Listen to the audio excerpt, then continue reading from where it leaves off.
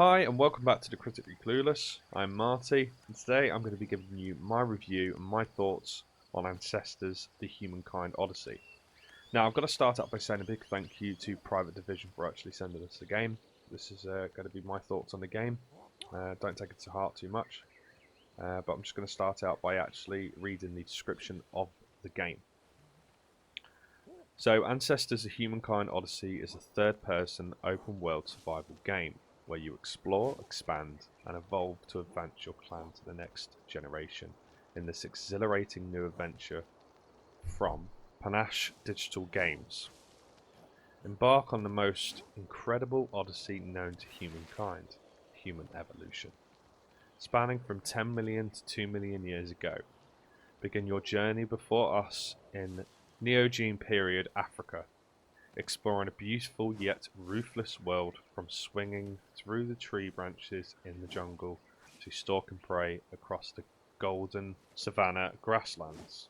Decide what attributes to learn and hone in order to pass down knowledge to future generations, from crafting tools to enhancing evasive tactics against predators.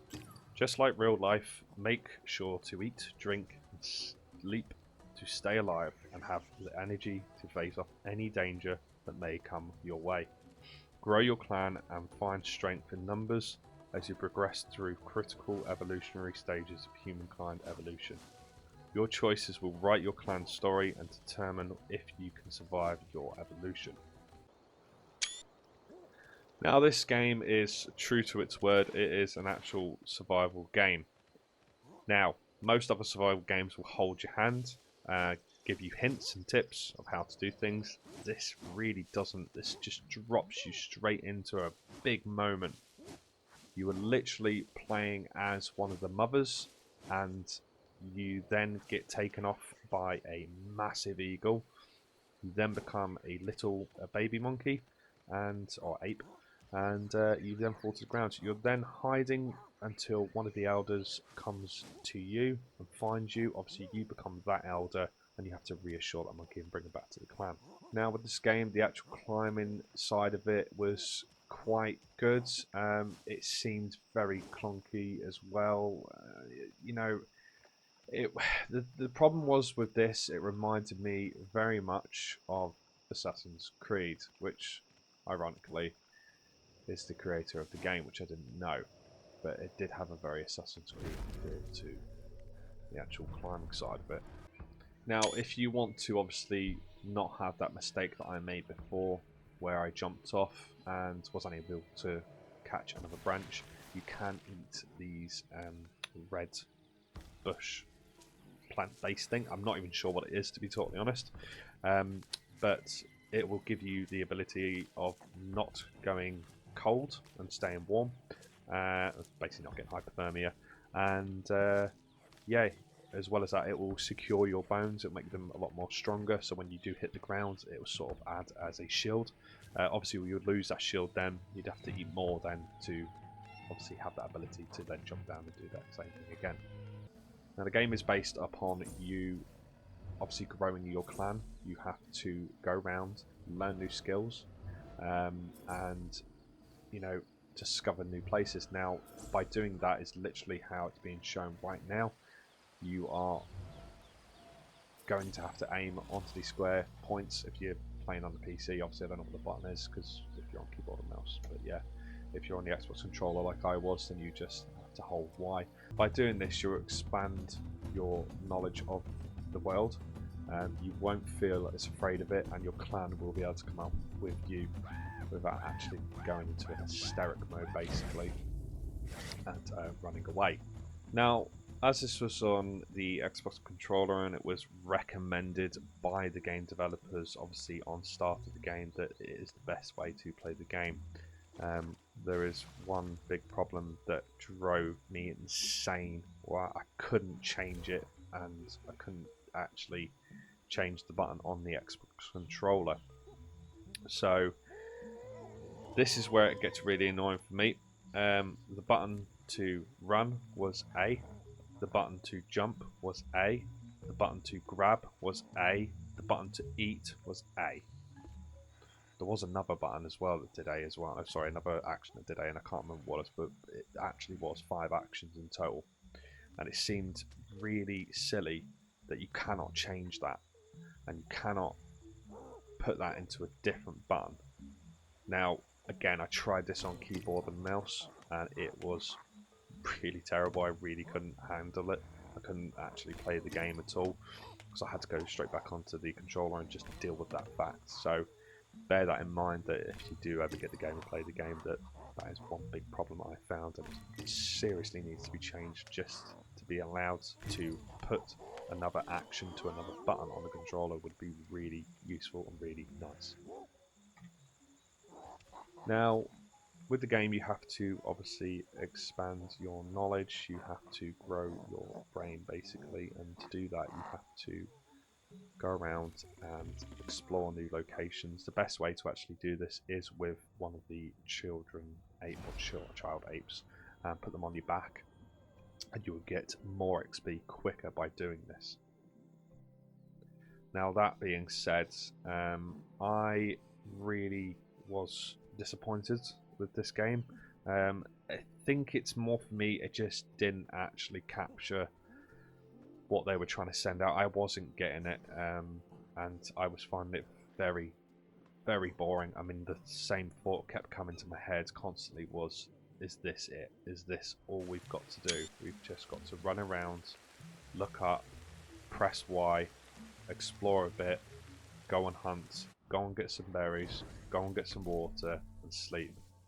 And that's really it. I mean, one of the skill sets, I mean, congratulations on really going into depth about how much that they had to learn, but it just wasn't capturing for me. I find it really boring that one of the skills to actually unlock was to change the item to another hand, to put the item in another hand, or to drop an item whilst running. And it's just, it really did seem boring for me, and I don't know what they could have done better to probably capture me more for this game. I really thought this game was eventually going to go over to sort of caveman section, and go into that era of time, but obviously it doesn't. Maybe that's something that they might end up progressing, because it does say that they're going to be doing this as a trilogy-based game. So I've yet to find out if they're going to be doing any more. I would say by the quietness of it, that probably they're not going to. But yeah, I mean, also I found a massive glitch on this game, to be totally honest. I was just minding my own business, searching around, and doing what you're meant to do in the game by obviously looking up and pressing Y, and all of a sudden I got chased by this big massive blob of black graphics. Not sure what it was, but at that moment I got attacked by a tiger, or saber-tooth, or whatever they're called in this game. And yeah, it was quite funny actually. Now, with all the reviews that have come out on this game and the scores that they've given, I'm really shocked, to be fair, that this hasn't got a lower score. I mean, a 9 out of 10 is mostly where it's been based at. Steam, on the actual review based of their own customers, it's a 7 out of 10. For me, I really do think I'm being really generous with this. I'd have to give it like a 4.5 out of 10. I mean, the good things and the good points about this game, obviously, the graphics are really nice. I do like them. Fortunately, I only had one little major issue with the glitch, so I had to mark it down for sort of that point. But the actual sound effects as well are really good. You know, the climbing, I do think it could be better. It could be a little bit more easier and doesn't feel as clunky when you climb up, because there were so many times when I was stuck just climbing up the tree and I couldn't move. It was just a pain in the backside. And I do got to mark it down as well for the fact of they're saying that this is best experienced on an Xbox controller, and then keybind 5 actions to the same button. It was just driving me insane, and still does. Unfortunately, I have to mark it down again for that. It's just I really wish you could change that, and maybe that's something that it will put into. Now, obviously, with everything I've said, you know, these are my thoughts only. You know, as yourself, you know what kind of games you enjoy. This may be a game that you might enjoy, but be warned, it's a lot of time that you've got to throw at this game to sort of actually get to a good place in it where it starts to become a little bit more enjoyable, I find.